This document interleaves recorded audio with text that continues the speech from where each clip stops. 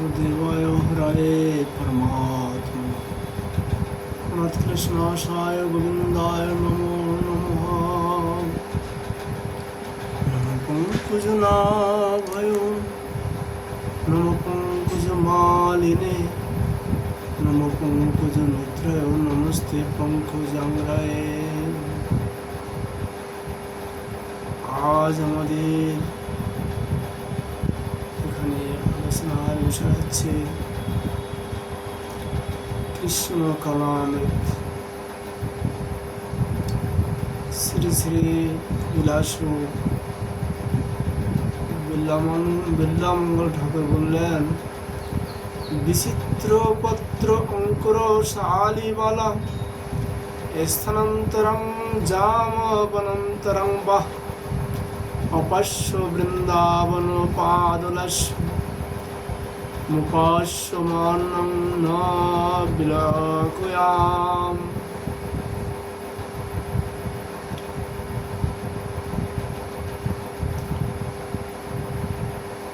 বিচিত্র পত্র অঙ্কুরশালী গোপালার হৃদয়ে যিনি বিদ্যমান, তাকে ছেড়ে কোথায় তার অন্বেষণে যাব? বিচিত্র পত্র অঙ্কুরশালী বনান্তরে যাব। শ্রী বৃন্দাবনে যার পাদলাস্য বিদ্যমান, তাকে ছেড়ে অন্য উপাস্য দেখি না।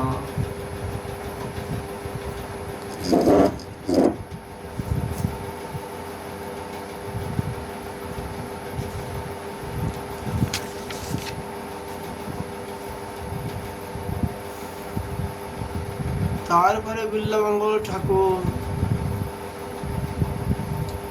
তার কৃষ্ণাকাণ্ডে 23 শ্লোকে বললেন, সার্ধং সমুদ্র মৃতায় মানৈ রাতায় মানৈ মুরালি নিনাদৈ মূর্ধাভিষিক্তং মধুরাকৃতিনাং বালং কদা নাম বিলাকৈষ্যে।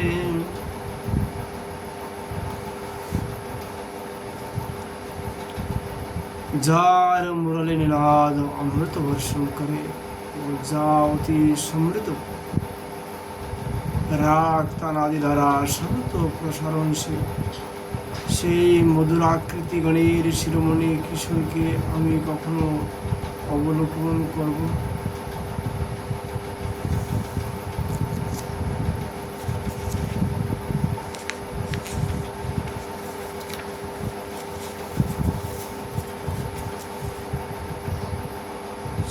শ্লোকে বললেন, শিশরি কুরুতে কদানুনা শিখিবিচ্ছ ভরণ শিশুর দৃশ যুগলং বিগলন মধুদ্রবণ স্মৃতি মুদ্রা মেদুনা মুখেন্দুনা। যার মুখ শশীর মৃদু হাস্যে মধুধারা বিগলিত হয়, যার মস্তকে শিখিপুচ্ছের আবরণ, সেই কিশোর কৃষ্ণ কখনো আমাদের নয়নদাকে দর্শনে সুশীতল করবেন?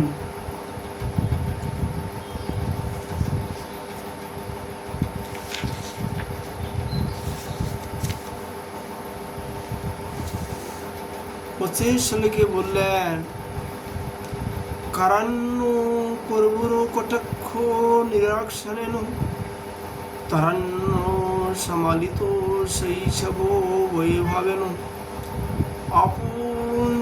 আপুষ্ণতা ভুবনমদ্ভূত বিভ্রমেণ শ্রীকৃষ্ণচন্দ্র শিশরি কুরু লোচনং মে। হে শ্রীকৃষ্ণচন্দ্র, তুমি কারণ্য যুক্ত কটাক্ষে নিরক্ষণ দ্বারা, তারণ্যযুক্ত অদ্ভুত কৈশোর সম্পত্তির দ্বারা, অদ্ভুত বিলাসে ত্রিভুবন পোষণের দ্বারা আমার নয়নকে সুশীতল করো।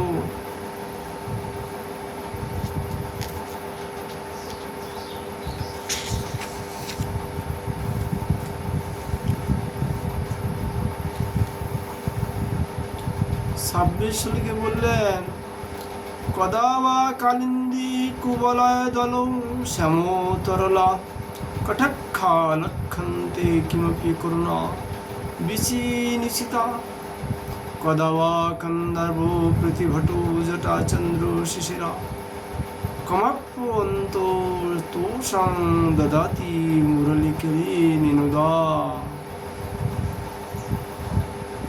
कालिन्दे নীলকমল তুল্য শ্যামলোচন চ শ্রীকৃষ্ণের অসাধারণ করুণা লহরী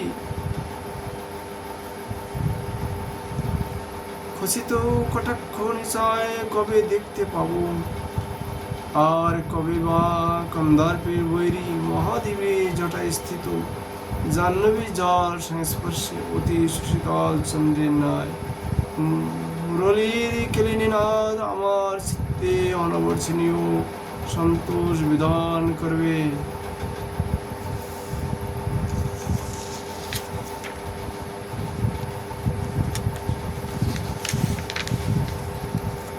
সাতাশ শ্লোকে বললেন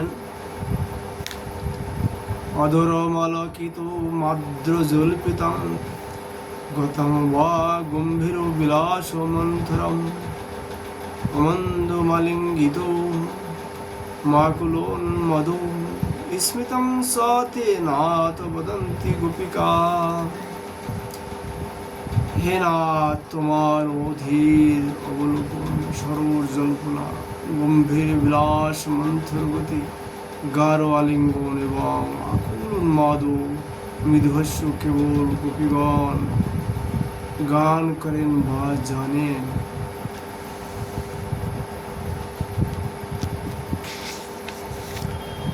বিল্লামঙ্গল ঠাকুর তার কৃষ্ণাকর্ণামৃতে 28 শ্লোকে বললেন অস্তকে স্মিত ভার মায়তায় তাক্ষং নিশিষ স্থান মেদিতং ব্রজঙ্গনাভি নিসীমৌ স্তবকীত নীলঙ্কিত নীলাকান্তিধারম দৃশাসং ত্রিভুবন সুন্দরং মহাস্তে। হে কৃষ্ণ, তোমার মৃদু মধুর হাস্য আয়াত নয়ন যুগার ব্রজঙ্গনা গান করতে প্রগাঢ় আলিঙ্গিত ও নিশীম স্তবকে নীলকান্তি ধারাযুক্ত ত্রিভুবন সুন্দর জ্যোতির্ময় বপু আমি কবি দর্শন করব।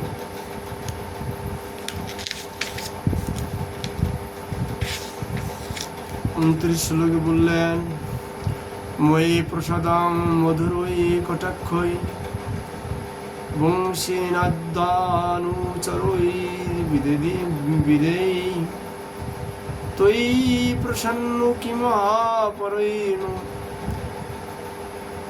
তজ্জ প্রসন্ন কিমিহাপরৈনা। বংশীনাদে অঞ্চার মধুর কটাক্ষ দ্বারা আমার প্রতি প্রসাদ দান করো। তুমি প্রসন্ন থাকলে অন্য অপ্রসন্ন হলেও আমাদের ক্ষতি নাই, তুমি অপ্রসন্ন হলে অন্য প্রসন্ন হলে বা আমাদের কি হবে।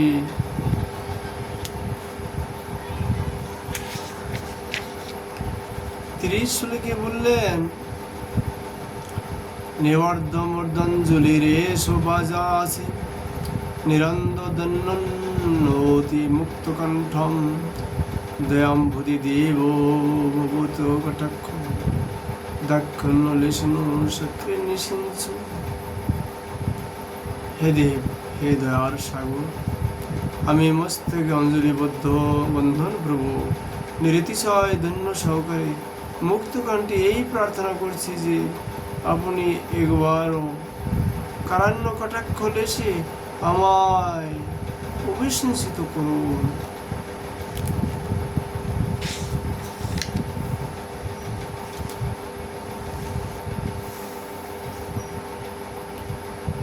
ইচ্ছাবতাংশোরচনসিতং কেশপাশ পিনস্তনী নয়ন পঙ্কজং পূজনীয়ে চন্দ্রারবিন্দু বিজয় উদ্ধতং বক্তবিম্বে সপল্লমিতি নয়নং তব কৌশবেন। বিল্লামঙ্গল ঠাকুর এই শ্লোকে বললেন, রচনাযোগ্য কেশ পাশে শিখি বিচ্ছ শোভিত স্তনী গোপ বালাগণী নয়ন কমলের দ্বারা পূজিত শ্রীমুখ চন্দ্র কমলের সৌভাগ্যে পরাজিত করত। এর বা তোমার কৈশোর আমার নয়নকে চঞ্চল করছে।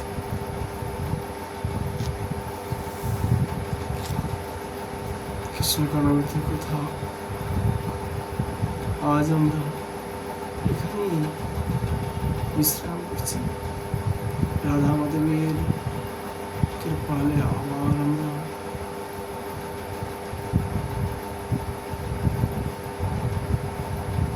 কৃষ্ণ কারণামৃতের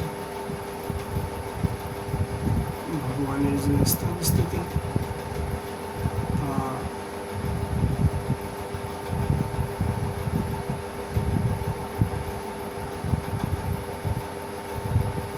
বর্ণন করা, প্রার্থনা করা, প্রয়াস করা